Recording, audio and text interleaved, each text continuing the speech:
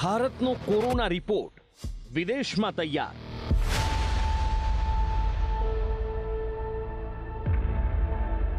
દુનિયાની સ્વાસ્થ્ય સંસ્થાનો હવાઈ દાવો.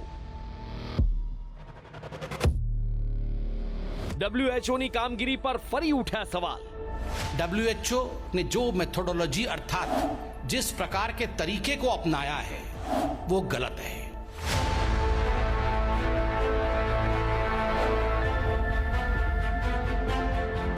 ભારતમાં મોતનો મલાજો હવે વિદેશી શીખવાડ છે.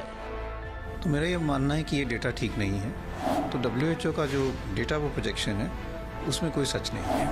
हमारी तरफ से जो रिकॉर्ड किया गया था 2020 में 1,45,000 डेथ थी. तो थोड़ा 19-20 का फर्क हो सकता है, लेकिन ऐसा नहीं है जो कहा जा रहा है.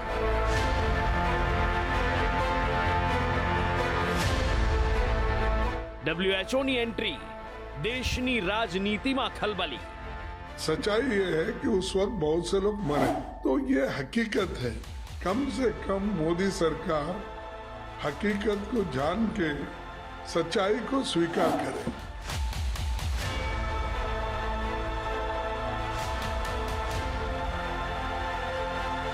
દેશમાં વધુ એકવાર મોત પર મહાભારત.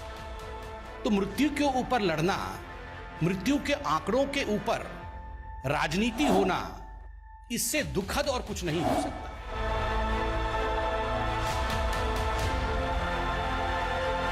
કોરોનાથી મોત, દેશની રાજનીતિમાં શોર. मैं इतना ही कहूंगा, डब्ल्यूएचओ का डेटा गलत है और कांग्रेस का बेटा गलत है. આખરે કોરોનાથી મોતનું સત્ય શું? કોરોનાથી મોતને લઈને વધુ એક વખત વિવાદનો મધપૂડો છેડાયો છે.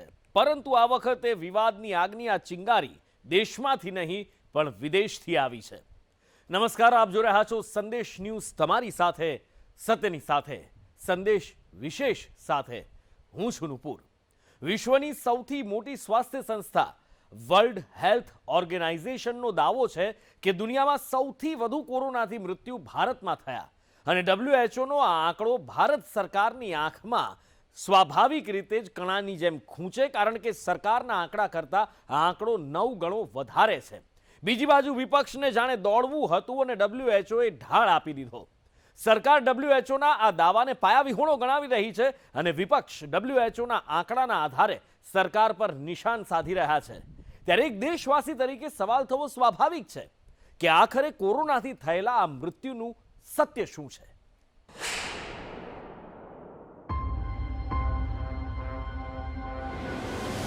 જે દ્રશ્યો કોરોનાની બીજી લહેરમાં સામે આવ્યા હતા,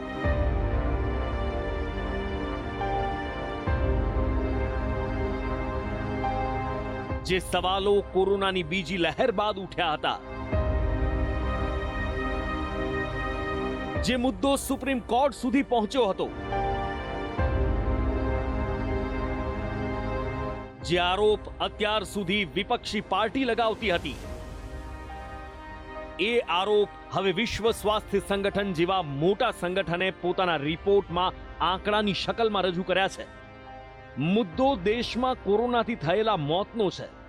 કોરોનાની બીજી લહેરમાં દેશના અનેક શહેરોમાં સ્મશાનમાં સામૂહિક અગ્નિ સંસ્કારના દ્રશ્યો અને અહેવાલો આવ્યા હતા.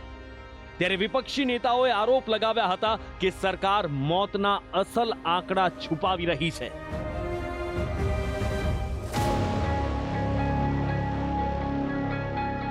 આંકડાઓ પર જો નજર કરીએ તો સરકારી આંકડો કહે છે કે દેશમાં કોરોનાથી અત્યાર સુધીમાં અંદાજે 5,24,000 જેટલા મૃત્યુ નિપજ્યા છે. પરંતુ ડબ્લ્યુએચઓનો તાજેતરનો રિપોર્ટ કહી રહ્યો છે કે ભારતમાં કોરોનાથી મોતને ભેટેલા લોકોનો આંકડો 47 લાખથી વધુ છે.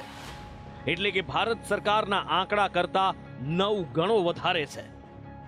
સમગ્ર વિશ્વમાં અત્યાર સુધીમાં કોરોનાથી મોતને ભેટેલા લોકોનો આંકડો 1.5 કરોડ જેટલો છે.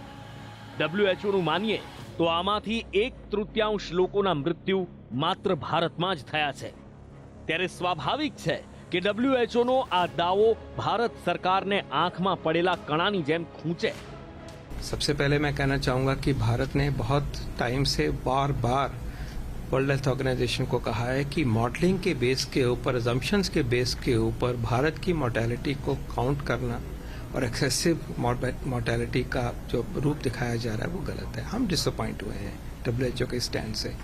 दूसरी बात यह है कि हमारे पास अगर हम 2020 का डेटा देखते हैं, हमारे यहाँ सिविल रजिस्ट्रेशन सिस्टम से डेथ सिस्टमेटिकली रिकॉर्ड होती हैं। तो हमें जो डेथ का टोटल एनवेलप जो है एक्सेस डेथ का 19 के मुकाबले 19 में नहीं था कोविड, 20 में आ गया, तो 4.74 लाख का है, लेस देन 5 लाख है। वो सारे भी अगर कोविड के हो गए, जो नहीं है, फिर भी ऐसी फिगर जो है 9 गुना 10 गुना बताना ये ठीक बात नहीं है। आप याद रखिए, जहां तक WHO की मेथोडोलॉजी है, that was the mathematical module. ये जो मैथमेटिकल मॉडल है उसके आधार पर WHO ने कैलकुलेशन किया है। भारतवर्ष ने समय समय पर कहा है कि हम इस मैथमेटिकल मॉडल को मानते नहीं हैं। ये जो गणित के आधार पर आपने ये डेटा दिया है, हम इस पर विश्वास नहीं रखते हैं, हम इसे मानते नहीं हैं। एक इनकंसिस्टेंट और एक काल्पनिक, एक अजम्पशन के आधार पर आपने भारतवर्ष को टायर 2 में रखा है। भारतवर्ष इसको अपना अपमान मानती है और भारत ने स्पष्ट रूप से कहा है कि यह उचित नहीं है। इसका भी कोई कम्युनिकेशन भारतवर्ष को नहीं मिला है।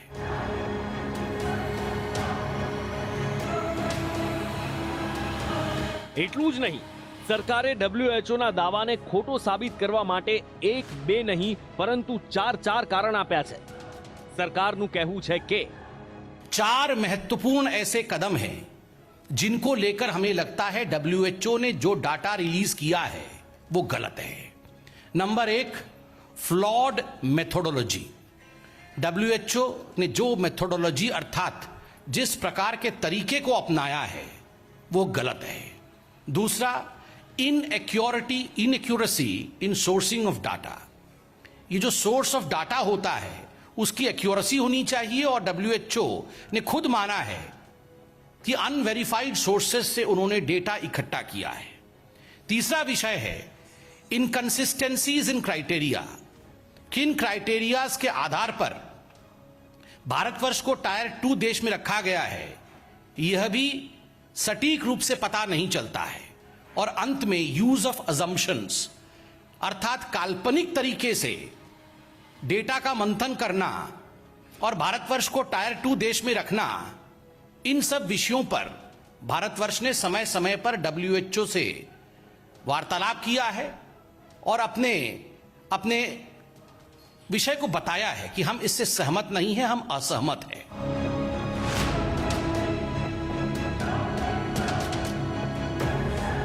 WHO દાવા સામે ભારત સરકારનો તર્ક એકદમ સટીક છે, સચોટ છે અને તર્કબદ્ધ છે, જેનો પુરાવો કોરોના વાયરસની માહિતી આપનાર વિશ્વની વેબસાઇટ વર્લ્ડોમીટરના આંકડા પણ આપી રહ્યા છે।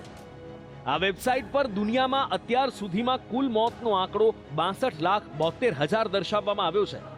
એટલું જ નહીં, વેબસાઇટમાં કુલ મોત મામલે ભારત અમેરિકા બાદ બીજા નંબર પર છે। વેબસાઇટમાં અમેરિકામાં 10,23,000 લોકોના મૃત્યુ દર્શાવાયા છે, જ્યારે ભારતમાં 5,24,000 જેટલા લોકોના મૃત્યુનો આંકડો છે। જો કે ભારત સરકારનો આ તર્ક પણ WHO દાવાને ખોટો સાબિત કરવા માટે પૂરતો છે।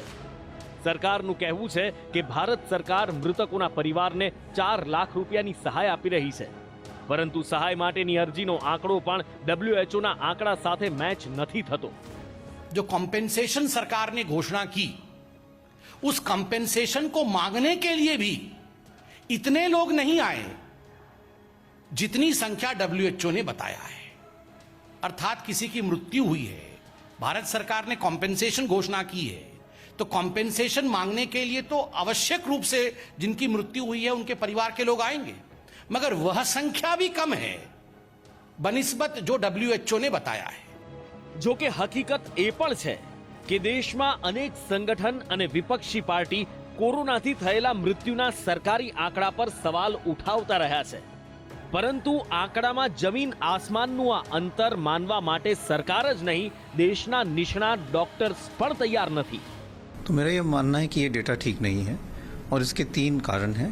एक कारण तो ये है कि हमारा एक बहुत अच्छा एक सिस्टम है बर्थ्स और डेथ रजिस्ट्रेशन का, RGI का, वो कई डिकेड से चला आ रहा है और उसमें डेथ्स और बर्थ्स बहुत अच्छी तरह से रजिस्टर होती हैं।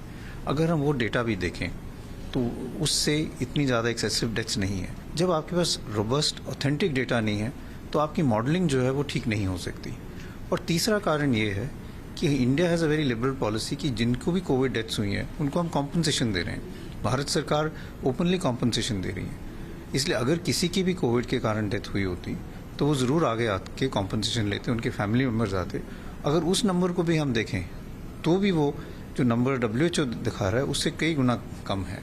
इसलिए मेरा मानना है कि अगर हम ये तीनों चीज़ों को ध्यान रखें तो WHO का जो डेटा वो प्रोजेक्शन है उसमें कोई सच नहीं है। 2018 में करीब 5 लाख ज़्यादा मौतें डॉक्यूमेंट की गई जब पेंडेमिक नहीं था। 2019 में 7 लाख ज़्यादा करी गई और अब 2020 में 5 लाख, लगभग 4,60,000 या कुछ ज़्यादा करी गई। अब ये सारी मृत्यु जो है पेंडेमिक की वजह से तो है नहीं। हमारी तरफ से जो रिकॉर्ड किया गया था 2020 में 1,45,000 डेथ थी।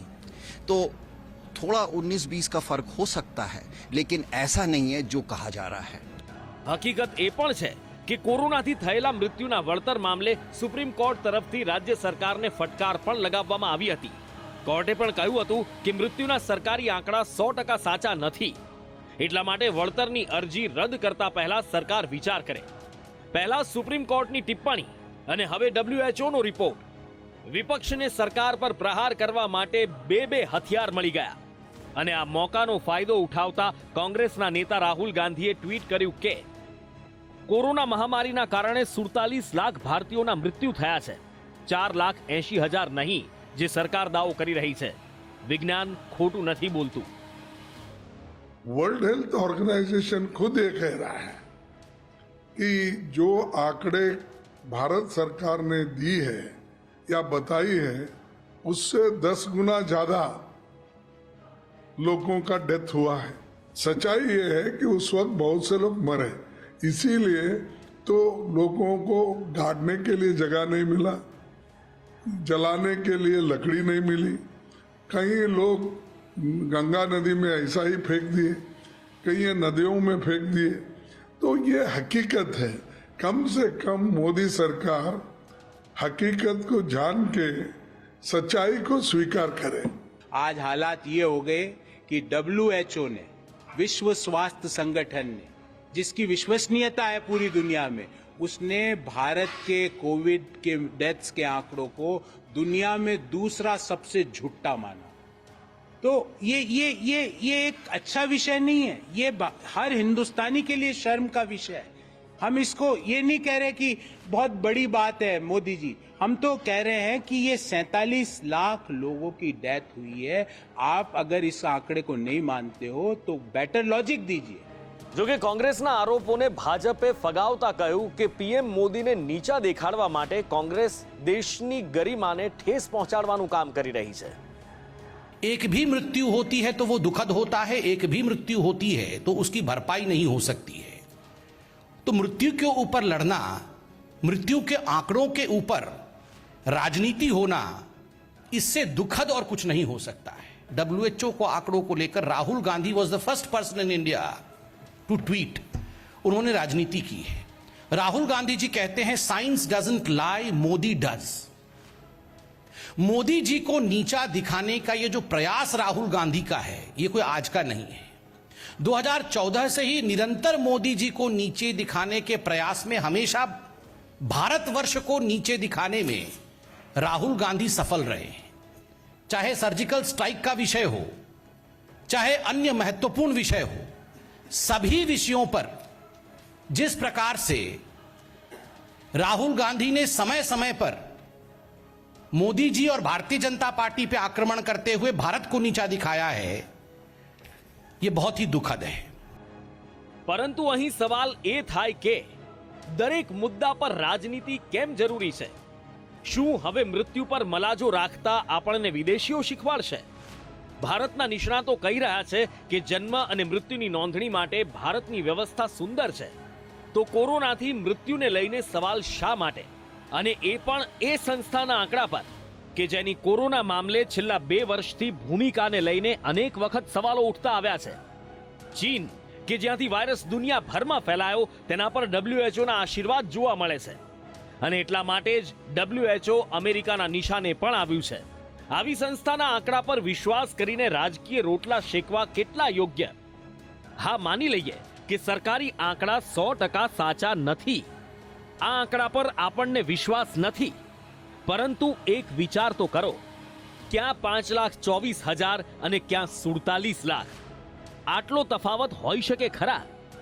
આ તફાવત એ વાત પર વિશ્વાસ કરવા મજબૂર કરે છે કે વર્લ્ડ હેલ્થ ઓર્ગેનાઇઝેશન જે દાવો કરી રહ્યું છે એમાં રત્તી ભર પણ સત્ય હોવાની શક્યતા નથી. બ્યુરો રિપોર્ટ, સંદેશ ન્યૂઝ.